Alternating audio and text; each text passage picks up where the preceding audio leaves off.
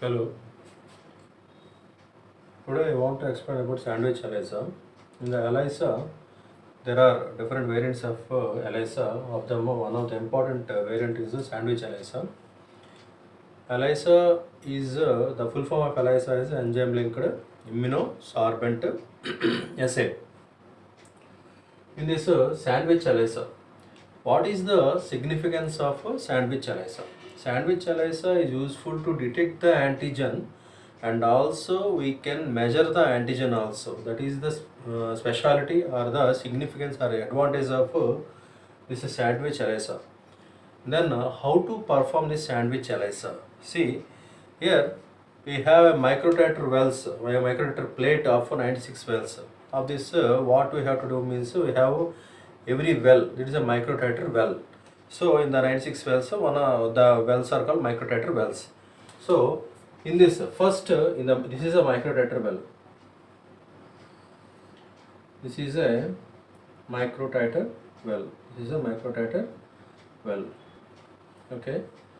This is a microtiter well. In the first step, we have to immobilize. We have to immobilize the antibody. We have to immobilize the antibody. We have to immobilize the antibody. Okay. Later, what we have, that means this microtiter well walls are immobilized with the antibodies. Okay. Now we have to wash the well. We have to wash the well. What is the importance of washing the well? That what is the importance of the step of washing the well? Means all the unbound antibodies will be washed away. Only immobilized antibodies will be present on the surface of the microtiter well. Unbound antibodies will be washed. Okay. Later, in the next step, what we have to do means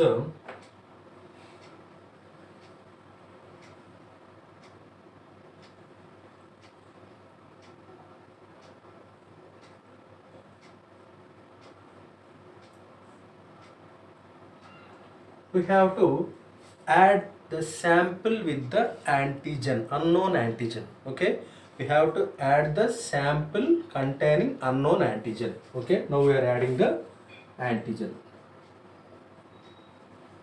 Okay, now what will happen if we add the antigen? Means the antigens which are specific to these antibodies, they bind to the antibodies. Okay, they bind to the antibodies, forming antigen antibody complex. Forming a antigen antibody complex. When the antigen is added, and this is unknown antigen, so this is a it is unknown. We don't know what this antigen is. Okay, we have added the antigen to this well. Now, what will happen in this condition? Means antigen antibody complex has been formed. Now, again we have to perform the wash. We have to conduct the wash. Okay, we have to wash the well. Okay, then if we wash the well, what will happen? See here. We should wash the well.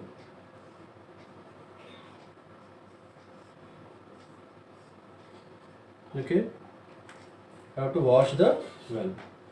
When we wash the well, what will happen? When we wash the well, what will happen? When we wash the well, what will happen? The unbound antigens, they will be washed away. They will be washed away. Next step, what we have to do in this washing, we have performed the washing. Then we have to add secondary antibody. We have to add the second antibody, which is enzyme linked. These are we have not we have to what we have to do. We have to add the antibodies. We have to add the antibodies, second antibody, which are enzyme linked. Which are enzyme linked. Okay, we have to add enzyme linked secondary antibodies. What will happen when we add this enzyme linked second antibody, what will happen means they bind to this antigen, okay, they bind to the antigen to another epitope of this antigen. So in this step, when we have added the second antibody which is enzyme linked, what will happen, this enzyme linked antibody, second antibodies will bind to the antigen, to another epitope. Okay, now this is the condition. Now next we have to, what we have to conduct now, we have to again conduct a wash step. What is the significance of this wash step in this condition means all the unbound enzyme linked second antibodies will be washed away. Okay, now what we have to do now, next in this step,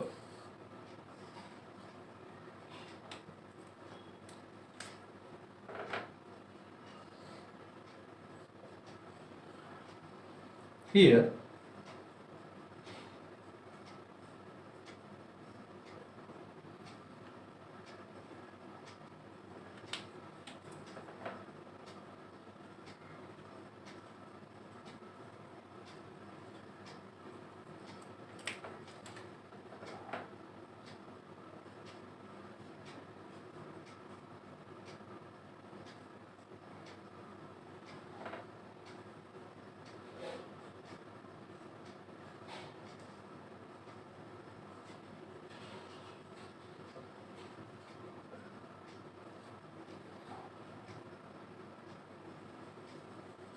now what we have to add, we have to add a substrate. This is a chromogenic substrate, color giving substrate.